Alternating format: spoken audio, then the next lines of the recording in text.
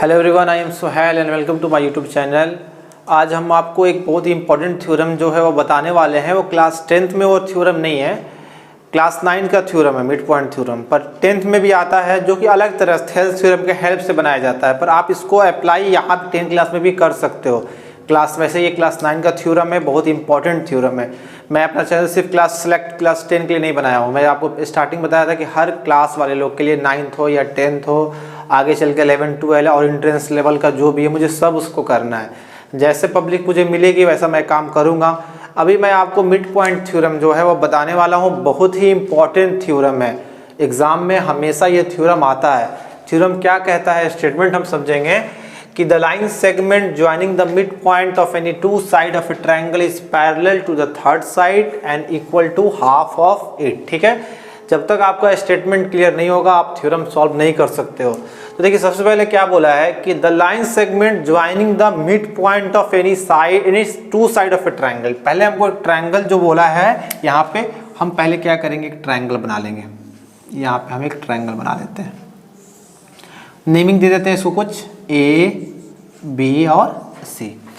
अब देखिए क्या बोल रहा है, the line segment joining the mid point of any two side. कोई भी दो साइड का मिड पॉइंट आप ले लीजिए। ठीक है, ए बी पे कोई पॉइंट है पी, मिड पॉइंट है, और वैसे ही हम ए सी पे एक पॉइंट ले लेते हैं क्यू।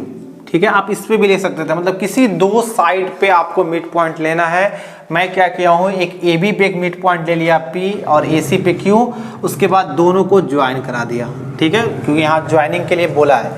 तो क्या है उसके बाद, is parallel to third side, मतलब ये जो साइड बना पी क्यू, वो आपको प्रूफ करना है कि ये जो पी क्यू होगा वो पैरेलल होगा थर्ड साइड। थर्ड साइड तो यही बच रहा है, क्योंकि दो पॉइंट तो इसी पे आ गया, इस दो साइड पे, तो तीसरा साइड यही बच रहा है। तो ये जो लाइन होगा, जो मिड पॉइंट को हम ज्वाइन किए हैं, वो तीसरे साइड के पैरेलल, ये आपको प्रूफ करना है। और साथ ही साथ आपको ये प्रूफ करना है कि वो जो पी क्यू, जो मिड पॉइंट को आप ज्वाइन किए हो, वो हाफ होगा। किसके हाफ होगा, थर्ड साइड के, बी सी के। यही चीज आपको प्रूफ करना है। ठीक है, हम प्रूफ स्टार्ट करते हैं। प्रूफ स्टार्ट करने के लिए सबसे पहले गिवन के बाद से आगे का कुछ काम होता है। सबसे पहले हम गिवन देते हैं। तो गिवन में क्या है, हम लिख देते हैं यहाँ पे in triangle ABC, in triangle ABC P is the mid point, P is the mid point of, P जो है वो किसका मिड पॉइंट है, AB का। P is the mid point of AB। तो इससे आप समझ रहे हो, जब P मिड पॉइंट है तो आप डायरेक्ट यहाँ लिख सकते हो AP is equal to PB। Mid point क्या करता है, इक्वल पार्ट में डिवाइड कर देता है। और एक चीज और है यहाँ पे कि Q जो है, Q is mid point of, Q किसका मिड पॉइंट है, Q is the mid point of AC। Q जो है AC का मिड पॉइंट है, तो आप इसको क्या लिख सकते हो, आप इसको ऐसे लिख सकते हो AQ is equal to QC। ठीक है, ये आपका गिवन हो गया। अब इसके बाद आप क्या करोगे, टू प्रूफ, जो आपको प्रूफ करना है वो लिखोगे। आपको प्रूफ क्या करना है, तो टू प्रूफ में यहाँ पे मैंने वो लिखा हुआ है, वही चीज़ आप यहाँ लिख दोगे। आपको प्रूफ करना है कि PQ जो है वो पैरेलल होगा BC के, और PQ जो है वो हाफ होगा किसके, BC के। आपको यही चीज़ प्रूफ करना है। ठीक है, अब देखिए यहाँ पे हमको कुछ कंस्ट्रक्शन करना पड़ेगा, तो हम कंस्ट्रक्शन यहाँ करते हैं। कंस्ट्रक्शन में क्या करना है तो मैं आपको बता रहा हूँ। कंस्ट्रक्शन के हेल्प से किसी भी चीज़ को प्रूफ किया जाता है। एक लाइन लेते हैं, यहाँ पे एक लाइन लेते हैं, यहाँ से क्या करते हैं, एक लाइन लेते हैं CD। ठीक है, CD लाइन लेते हैं, किसके पैरेलल, AB। यहाँ पे मैं लिख देता हूँ ड्रॉ CD पैरेलल टू, किसके पैरेलल, AB भी लिख सकते हो आप, BP भी लिख सकते हो। ठीक है, मैंने यहाँ लिख दे रहा हूँ कि draw CD parallel to AB। एक लाइन हम लेते हैं CD किसके पैरेलल, AB के। तो मैं यहाँ पे वो पॉइंट दे देता हूँ D, and join PQ to D। और मैं क्या करता हूँ कि PQ जो लाइन है इसको कहाँ तक ज्वाइन कर देता हूँ, D तक, इस पॉइंट तक। ठीक है, तो अब आगे देखिए क्या करना है। इसके बाद हम क्या करेंगे, जब CD, यहाँ पे आप देख रहे हो कि CD जो है वो AB के पैरेलल है, मतलब ये लाइन इस पूरे के पैरेलल, तो CD आपके BP के ही पैरेलल होगा। तो यहाँ पे हम ये भी लिख देते हैं कि CD पैरेलल जो होगा किसके होगा, BP के भी, क्योंकि हम मतलब ड्रॉ किए हैं। यहाँ पे ये ऐसा कुछ गिवन नहीं है, हम खुद से यहाँ पे ये लाइन इसके पैरेलल, जब ये पूरे के पैरेलल है तो ये हाफ के भी पैरेलल होगा ही। अब हम यहाँ से क्या करते हैं, प्रूफ करना अपना स्टार्ट करते हैं। ठीक है, यहाँ से हम अपना प्रूफ स्टार्ट करते हैं। देखिए प्रूफ में क्या करना है, जैसे जैसे मैं स्टेप बता रहा हूँ आप उस स्टेप को अप्लाई करिए, इजीली प्रूफ होगा। देखिए यहाँ पे ये दो ट्रायंगल बन रहा है और इन दोनों ट्रायंगल में आप क्या करिए, इन दोनों ट्रायंगल को कॉन्ग्रुएंस कर दीजिए। मैंने कॉन्ग्रुएंस के बारे में अच्छे से बताया हुआ है, जब आपको मैंने पाइथागोरस थ्योरम जब प्रूफ किया है वहाँ मैंने बताया है।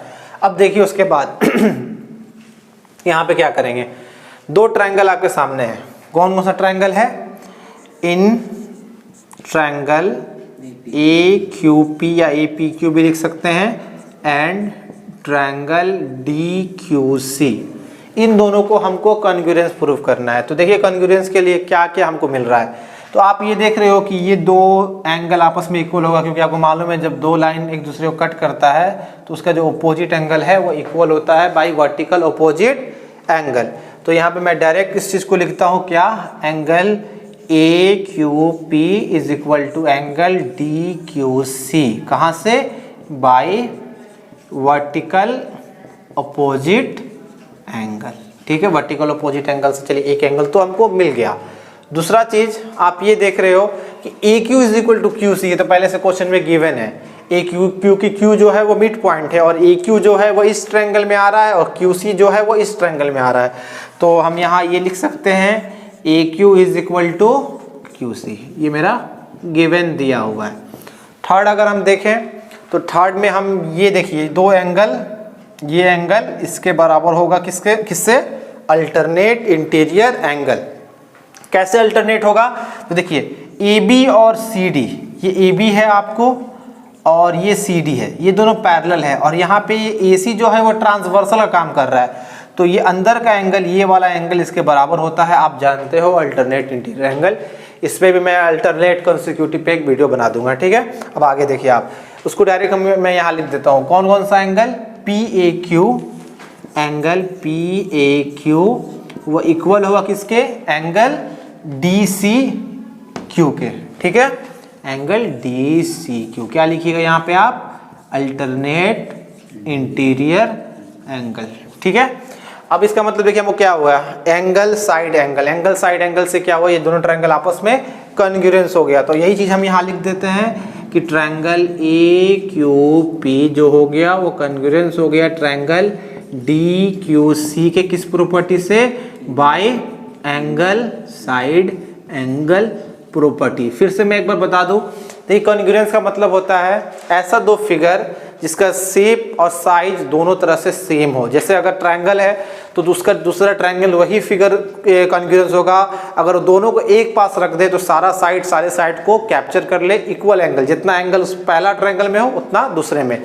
तो हम जब इन दोनों ट्रायंगल को कॉन्ग्रुएंस प्रूफ कर लिए तो इनका जो साइड और एंगल जो रिमेनिंग बचा होगा वो क्या होगा, सीपीसीटी से इक्वल हो जाएगा। सीपीसीटी का मतलब corresponding part of congruence triangle. ठीक है, तो अब देखिए मैंने इन दोनों को कॉन्ग्रुएंस कर दिया, तो सीपीसीटी से मैं किस किस चीज को इक्वल दिखा सकता हूं, यहां से मैं एपी और डीसी को इक्वल कर दूंगा। किसको, AP is equal to DC, यहाँ से AP और यहाँ से DC। AP is equal to DC कहाँ से, बाय CPCT। और अगर मैं कहीं CPCT लगाना चाहूँ तो CPCT से आप ये भी लिख सकते हो PQ इज इक्वल टू, यहाँ पे मैं लिख देता हूँ PQ is equal to QD, ये भी क्या होगा किससे, बाय CPCT से। ठीक है, मतलब जब भी दो ट्रायंगल आपस में कॉन्ग्रुएंस हो गया तो remaining side remaining angle CPCT से इक्वल हो जाता है। पर पहला कंडीशन कि वो कॉन्ग्रुएंस होना चाहिए, अगर वो कॉन्ग्रुएंस नहीं होता है तो ये इक्वल नहीं होगा। अब देखिए आप थोड़ा ध्यान से यहाँ समझिए इस चीज को, थोड़ा सा आप समझना पड़ेगा आपको। PQ इज इक्वल टू यहाँ DC और यहाँ से मैंने देखा कि EP is equal to DC। मैं यहाँ फिर से लिखता हूँ यहाँ पे, जो कि मुझे पहले से मैं लिख चुका हूँ कि AP जो है वो DC के बराबर है। यहाँ पे CPCT से इक्वल हुआ है और आप यहाँ पे देख रहे हो कि AP किसके बराबर है, PB के बराबर। तो यहाँ पे मैं लिख देता हूँ AP is equal to PB। इसको कुछ इक्वेशन मान लेता हूँ मैं फर्स्ट, इसको मैं मानता हूँ सेकंड। अगर हम दोनों को कंपेयर कराते हैं, कंपेयरिंग इक्वेशन 1 एंड 2, तो हमको क्या मिलता है, अगर हम दोनों को कंपेयर कराते हैं तो AP से AP कैंसिल हो जाएगा, क्या बचेगा यहाँ से, DC is equal to PB, opposite side are equal, DC is equal to PB। तो देखिए यहाँ पे ये फिगर स्क्वायर तो नहीं लग रहा है, स्क्वायर हो ही नहीं सकता है, रोम्बस हो ही नहीं सकता है, क्योंकि स्क्वायर रोम्बस का ऑल साइड इक्वल होता है और आपको ये साइड कहीं से भी नहीं, रेक्टेंगल और पैरेललोग्राम, तो रेक्टेंगल हो नहीं सकता है क्योंकि रेक्टेंगल ईच एंगल 90 डिग्री बनाता है, यहाँ 90 कहीं से नहीं बन रहा है ये एंगल 90 आपको, तो ये क्या है, पैरेललोग्राम है। और जब भी किसी भी क्वाड्रेटर का अपोजिट साइड, अगर क्वाड्रेटरल का अपोजिट साइड इक्वल और अपोजिट साइड पैरेलल आ जाता है तो वो पैरेललोग्राम होता है। जैसे आप यहाँ पे देखिए DC और PB यहाँ तो इक्वल आ गया, और साथ ही साथ यहाँ पे देखिए DC जो है अल्सो, यहाँ लिख के अल्सो DC जो है वो क्या है, पैरेलल है किसके, BP के, DC जो है वो पैरेलल भी है BP के, क्योंकि मैंने पहले ही CD को ड्रॉ किया था पैरेलल AB के। जब ये CD पूरे के पैरेलल है तो अगर हम उसको हाफ भी कर दें तो वो भी इसके क्या होगा, पैरेलल ही होगा।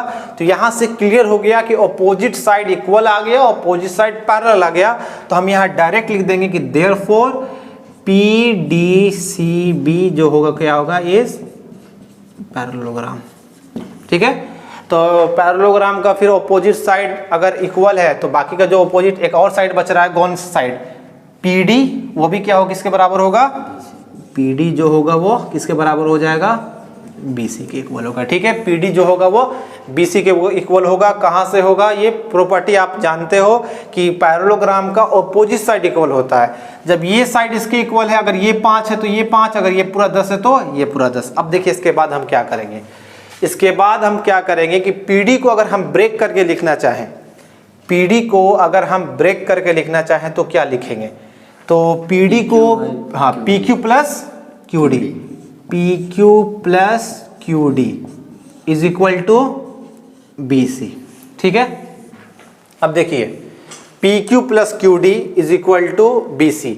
QD किसके बराबर, यहाँ पे आया QD किसके बराबर है, PQ के। यहाँ पे मैंने CPCT से प्रूफ किया था, तो मैं इसको फिर से अगर लिखता हूँ तो ये PQ तो वैसे ही रहेगा, और ये QD की जगह पे मैं QD की जगह पे क्या लिख सकता हूँ, PQ। तो मैं यहाँ QD की जगह पे PQ फिर से लिख दिया, और इज इक्वल टू यहाँ क्या है, BC।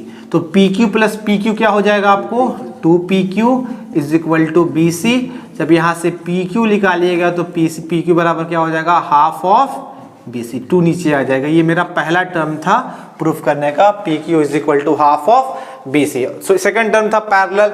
तो भाई जब आप ये जान चुके हो कि ये पैरेललोग्राम है, और पैरेललोग्राम में अपोजिट साइड जब एक दूसरे के पैरेलल है तो PD भी क्या होगा, पैरेलल होगा किसके, जब BP DC के पैरेलल है तो ये लाइन भी तो इसके पैरेलल होगा, पैरेललोग्राम है, तो PD पैरेलल टू किसके, PD जो है वो पैरेलल है BC के। और अगर ये लाइन इसके पैरेलल, अगर मैं कट करके सिर्फ हाफ का बात करूँ तो ये भी क्या होगा, इसके पैरेलल होगा। यहाँ पे मैं लिख देता हूँ also PQ parallel to BC। यही दोनों चीज को हमको प्रूफ करना था। मतलब मेरे कहने का मतलब है कि अगर ये लाइन इस पूरे लाइन के पैरेलल है, और यहाँ से मैं एक लाइन को कट कर दूँ और छोटा सा पार्ट, तो ये भी क्या होगा, उस लाइन के पैरेलल ही कहलाएगा।